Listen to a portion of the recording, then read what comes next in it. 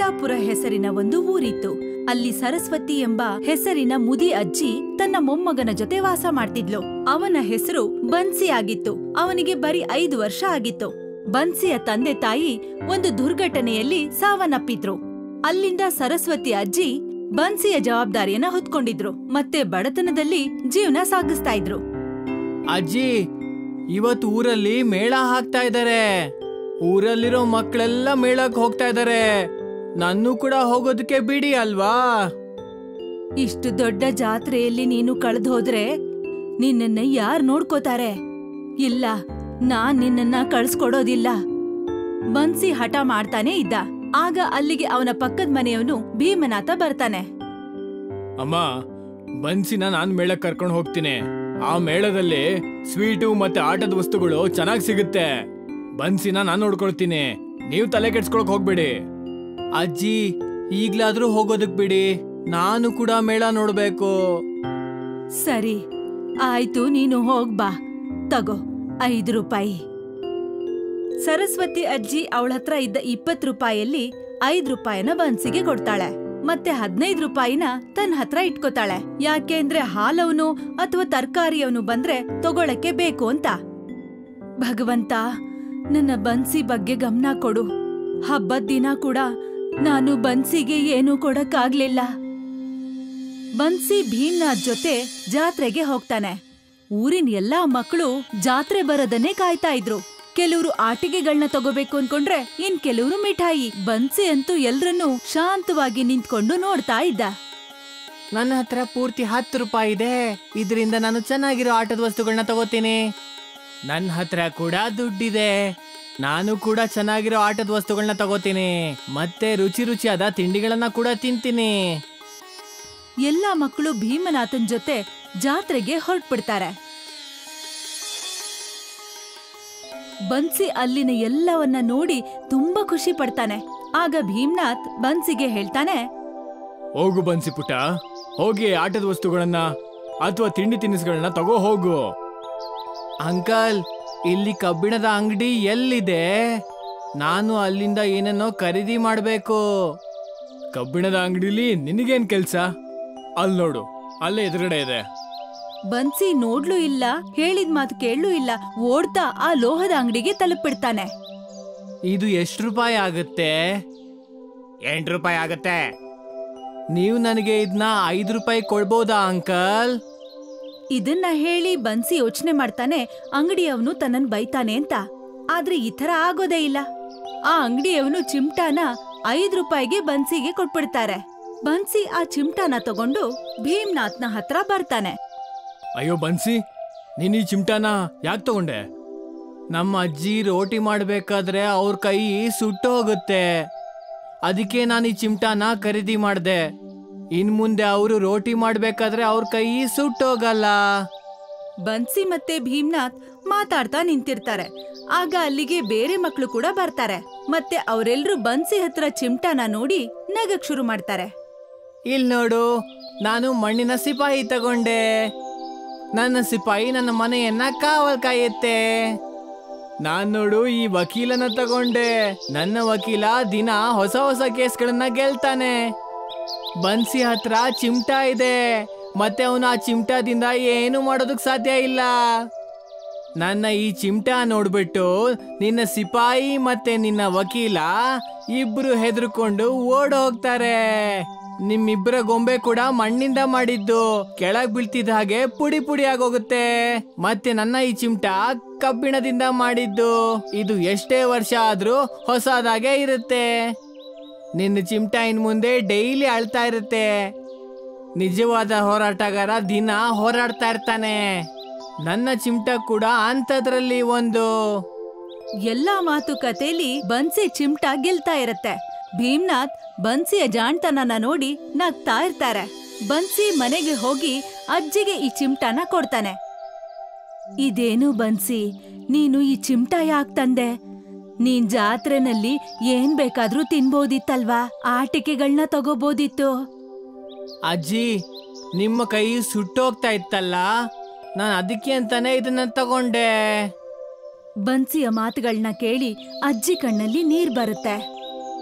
ಒಂದು ವೇಳೆ ನನ್ನ ಹತ್ರ ಸ್ವಲ್ಪ ದುಡ್ಡಿದ್ದಿದ್ರೆ ನಾನು ಬನ್ಸಿಗೆ ಎಲ್ಲಾ ಖುಷಿನೂ ಕೊಡಿಸ್ಬೋದಿತ್ತು. ಅವನ್ಗೆ ಒಳ್ಳೆ ಬಟ್ಟೆಗಳು, ಒಳ್ಳೆ ಆಟಿಕೆಗಳನ್ನ ಕೊಡಿಸ್ಬೋದಿತ್ತು. ಹೀಗೆ ಕೆಲವು ದಿನಗಳು ಕಳೆದ್ಬಿಟ್ವು. ಸರಸ್ವತಿ ಹಾಗೂ ಹೀಗೂ ತನ್ನ ಮನೆನ ನಡೆಸ್ತಾ ಇದ್ಲು. ಒಂದು ರಾತ್ರಿ ಇದ್ದಕ್ಕಿದ್ದಾಗೆ ಬಿರುಗಾಳಿ ಬೀಸತ್ತೆ. ಮಿಂಚು ಗುಡುಗು ಕೂಡ ಆಗ್ತಾ ಇರುತ್ತೆ. ಇದ್ದಕ್ಕಿದ್ದಾಗೆ ಬನ್ಸಿಗಮ್ಮನ ಮನೆಯ ಆಚೆ ಹೋಗತ್ತೆ. ಆಗ ಅವನು ನೋಡ್ತಾನೆ, ಅವನನ್ನ ಒಬ್ಳು ಚಿಕ್ಕ ಪರಿ ಕರೀತಿರ್ತಾಳೆ.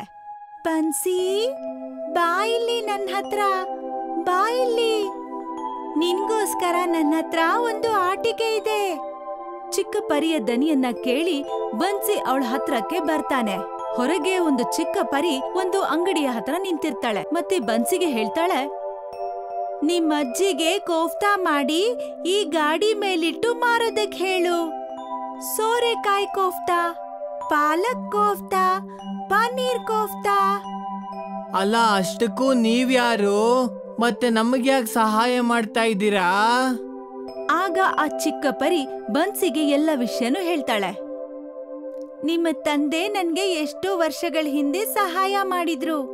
ನಿಮ್ ತಂದೆ ಕೋಫ್ತಾನ ತುಂಬಾ ಚೆನ್ನಾಗ್ ಮಾಡ್ತಿದ್ರು. ಮತ್ತೆ ಬಡವರ್ಗೆ ತಿನ್ನಕ್ ಕೊಡ್ತಾ ಇದ್ರು. ಅದ್ರಲ್ಲಿ ನಿಮ್ಮಮ್ಮ ಮತ್ತೆ ನಿಮ್ಮ ಅಜ್ಜಿ ಕೂಡ ಶಾಮೀಲಾಗಿದ್ರು. ಅವರ ಒಳ್ಳೆಯ ಮತ್ತೆ ನಿಯತ್ತಿನ ಕೆಲ್ಸದ ಕಾರಣಕ್ಕೆ ನಾನು ನಿನಗೆ ಸಹಾಯ ಮಾಡಕ್ ಬಂದಿದ್ದೀನಿ. ಈ ಮಾತನ್ನ ಹೇಳಿ ಆ ಚಿಕ್ಕ ಪರಿ ಅಲ್ಲಿಂದ ಹೊರಟೋಗ್ತಾಳೆ.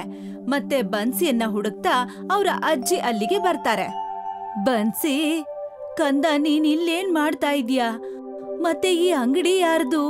ಮತ್ತೆ ಈ ಗಾಡಿ ಎಲ್ಲಿಂದ ಬಂತು? ಇದು ನನ್ಗೊಬ್ಳು ಚಿಕ್ಕ ಪರಿ ಕೊಟ್ಟಿದ್ದು. ಆಗ ಬನ್ಸಿ ಅವರ ಅಜ್ಜಿಗೆ ಎಲ್ಲ ವಿಷಯನೂ ತಿಳಿಸ್ತಾನೆ. ಬನ್ಸಿ, ಬಾ ಇಲ್ಲಿ ನನ್ ಹತ್ರ, ಬಾ ಇಲ್ಲಿ, ನಿನ್ಗೋಸ್ಕರ ನನ್ನ ಹತ್ರ ಒಂದು ಆಟಿಕೆ ಇದೆ. ನಿಮ್ ಅಜ್ಜಿಗೆ ಕೋಫ್ತಾ ಮಾಡಿ ಈ ಗಾಡಿ ಮೇಲಿಟ್ಟು ಮಾರೋದಕ್ಕೆ ಹೇಳು. ಸೋರೆಕಾಯಿ ಕೋಫ್ತಾ, ಪಾಲಕ್ ಕೋಫ್ತಾ, ಪನ್ನೀರ್ ಕೋಫ್ತಾ. ಈಗ ನನಗೆ ಎಲ್ಲಾ ವಿಷಯ ಅರ್ಥ ಆಯ್ತು. ನಾನು ನಿಮ್ ತಂದೆ ಮತ್ತೆ ತಾಯಿ ಜೊತೆ ಕೋಫ್ತಾ ಮಾಡಿ ಮಾರ್ತಾ ಇದ್ದೆ. ಆಗ ಒಬ್ಳು ಚಿಕ್ಕ ಪರಿ ಅಂತ ಭಿಕ್ಷುಕಿ ಬಂದು ದಿನ ಕೋಫ್ತಾ ತಿಂತಾ ಇದ್ಲು. ಅವಳು ಈ ಪುಟ್ಟ ಪರಿನೇ ಇರ್ಬೇಕು. ಇನ್ಮೇಲೆ ನಾವು ದಿನ ಕೋಫ್ತಾ ಮಾಡಿ ಮಾರೋಣ, ಬರೀ 10 ರೂಪಾಯಿಗೆ. ಮತ್ತಿನ್ನೇನು, ಮಾರನೇ ದಿನದಿಂದಲೇ ಸರಸ್ವತಿ ಮತ್ತೆ ಬನ್ಸಿ ಸೇರ್ಕೊಂಡು ಆ ಊರಲ್ಲಿ ಕೋಫ್ತಾ ಮಾರೋಕೆ ಶುರು ಮಾಡ್ತಾರೆ. ಸೋರೆಕಾಯಿ ಕೋಫ್ತಾ, ಪನ್ನೀರ್ ಕೋಫ್ತಾ, ಪಾಲಕ್ ಕೋಫ್ತಾ, ಮಂಚೂರಿಯನ್ ಕೋಫ್ತಾ, ಬೆಂಡೆಕಾಯಿ ಕೋಫ್ತಾ, ಮೇಥಿ ಕೋಫ್ತಾ. ಬನ್ನಿ ಬನ್ನಿ ತಿನ್ನಿ, ಬರೀ 10 ರೂಪಾಯಿಗೆ. ಊರಿನ ಸಾಕಷ್ಟು ಜನ ಅವ್ರ ಅಂಗಡಿಗೆ ಕೋಫ್ತಾ ತಿನ್ನೋಕೆ ಅಂತ ಬರಕ್ ಶುರು ಮಾಡಿದ್ರು. ಪರಿಮಳ ಅಂತೂ ಏನೋ ತುಂಬಾ ಚೆನ್ನಾಗಿ ಬರ್ತಾ ಇದೆ. ಸ್ವಲ್ಪ ನಾನು ಕೂಡ ತಿಂದು ನೋಡಬಹುದಾ? ನನಗೆ 1 ಪ್ಲೇಟ್ ಸೋರೆಕಾಯಿ ಕೋಫ್ತಾ ಕೊಡಿ. ತಗೊಳಪ್ಪ. ಆ ವ್ಯಕ್ತಿ ಕೋಫ್ತಾ ತಿಂದ ತಕ್ಷಣ ಒಂದೇ ಸಮ ಖುಷಿಯಾಗ್ಬಿಡ್ತಾನೆ. ವಾ, ಅದ್ಭುತ ಅಂದ್ರೆ ಅದ್ಭುತ. ಈ ಕೋಫ್ತಾ ಅಂತೂ ತುಂಬಾ ರುಚಿಯಾಗಿದೆ. ಮತ್ತೆ ನಾನು ಇಲ್ಲಿಗೆ ನನ್ನ ಗೆಳೆಯರನ್ನ ಕೂಡ ಕಳಿಸ್ತೀನಿ, ಬೇರೆಯವ್ರಿಗೆ ಕೂಡ ಹೇಳ್ತೀನಿ ಇದ್ರ ಬಗ್ಗೆ. ನಿಧಾನವಾಗಿ ಸರಸ್ವತಿಯ 10 ರೂಪಾಯಿ ಕೋಫ್ತಾ ಎಲ್ಲ ಕಡೆ ಚರ್ಚೆಗಾಗತ್ತೆ. ಎಲ್ಲಾ ಜನ ಸರಸ್ವತಿ ಅಂಗಡಿ ಮುಂದೆ ಗುಂಪು ಹಾಕೊಂಡು ಕಾಯ್ತಾ ನಿಂತಿರ್ತಾರೆ. ಮತ್ತೆ ತಮ್ ಸರ್ದಿ ಬರ್ಲಿ ಅಂತ ಕಾಯ್ತಾ ಇರ್ತಾರೆ. ಅವರ ಮನೆಯ ಆರ್ಥಿಕ ಪರಿಸ್ಥಿತಿನೂ ಸರಿಯಾಗ್ಬಿಡತ್ತೆ. ಈಗ ಬನ್ಸಿ ಕೂಡ ಒಂದ್ ಒಳ್ಳೆ ಸ್ಕೂಲ್ಗೆ ಹೋಗ್ತಿರ್ತಾನೆ. ಅಲ್ಲ ಕಣ, ಮುದ್ಕಿ ಅಂತದ್ ಏನ್ ಮಾಡಿದ್ಲು? ಹೀಗಾಗೋದಕ್ಕೆ ಹೇಗ್ ಸಾಧ್ಯ? ಈಗಿಂದ 3 ತಿಂಗಳ ಹಿಂದೆ 10 ರೂಪಾಯಿ ಚಿಮಟ ತಗೊಳೋದಕ್ಕೂ ಕೂಡ ಕಾಸಿರ್ಲಿಲ್ಲ. ಮತ್ತೆ ಈಗ ನೋಡು, ಜಮೀನ್ ಮೇಲ್ ಜಮೀನ್ ತಗೋತಾನೆ ಇದ್ದಾಳೆ.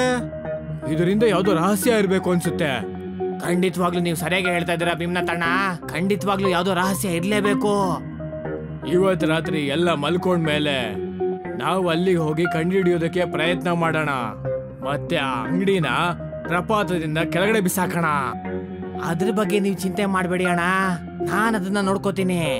ಆ ಗಾಡಿಗಂತೂ ಒಂದ್ ಗತಿ ಕಾಣಿಸ್ತೀನಿ.